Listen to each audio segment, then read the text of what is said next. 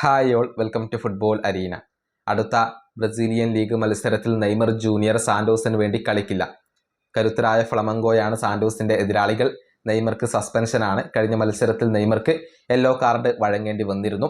എന്നാൽ ഫ്ലമംഗോക്കെതിരെയുള്ള മത്സരത്തിൽ മാത്രമല്ല, തൊട്ടടുത്ത മത്സരത്തിലും നെയ്മർ ജൂനിയർ കളിക്കില്ല എന്ന ഒരു വാർത്തയാണ് ബ്രസീലിയൻ മാധ്യമങ്ങൾ ഇപ്പോൾ പങ്കുവച്ചിട്ടുള്ളത്. അതായത് നെയ്മർക്ക് വിശ്രമമായിരിക്കും. അതാണ് അതിന്റെ കാരണമായിക്കൊണ്ട് ഇപ്പോൾ അറിയാൻ സാധിക്കുന്നത്. ഏപ്രിൽ 9 പുലർച്ചെയാണ് സാന്റോസ് ഡിപ്പോർട്ടീവോ ക്യുവൻക എന്ന ക്ലബിനെതിരെ കളിക്കുക. അത് ഇക്വഡോറിലെ ഒരു ക്ലബ്ബാണ്. സൗത്ത് അമേരിക്കൻ കപ്പിലെ സാന്റോസിന്റെ ആദ്യത്തെ മത്സരമാണ് അത്. ഇക്വഡോറിൽ വെച്ചുകൊണ്ടാണ് ആ മത്സരം നടക്കുക. പക്ഷെ ആ മത്സരത്തിന് വേണ്ടി നെയ്മർ ഇക്വഡോറിലേക്ക് സഞ്ചരിക്കില്ല. അതിന്റെ കാരണം നമ്മൾ നേരത്തെ ഒരു വീഡിയോ ചെയ്തിരുന്നു. വേൾഡ് കപ്പിന് മുന്നേ പ്രധാനപ്പെട്ട മത്സരങ്ങൾ മാത്രമാണ് നെയ്മർ കളിക്കുക. അത്ര പ്രസക്തിയില്ലാത്ത മത്സരങ്ങൾ കളിക്കാൻ നെയ്മർ ജൂനിയർ ഉദ്ദേശിക്കുന്നില്ല. പരിക്ക് പറ്റാതെ സൂക്ഷിക്കുക എന്നതിൻ്റെ ഭാഗമായിക്കൊണ്ടാണ് നെയ്മർ ഇപ്പോൾ അത്ര പ്രാധാന്യമില്ലാത്ത മത്സരങ്ങളിൽ നിന്നും മാറി നിൽക്കുന്നത്. അതുകൊണ്ടാണ് ഇക്വഡോറിൽ വെച്ചുകൊണ്ട് നടക്കുന്ന ഈ മത്സരത്തിൽ പങ്കെടുക്കേണ്ടതില്ല എന്ന ഒരു തീരുമാനം നെയ്മർ ജൂനിയർ എടുത്തിട്ടുള്ളത്.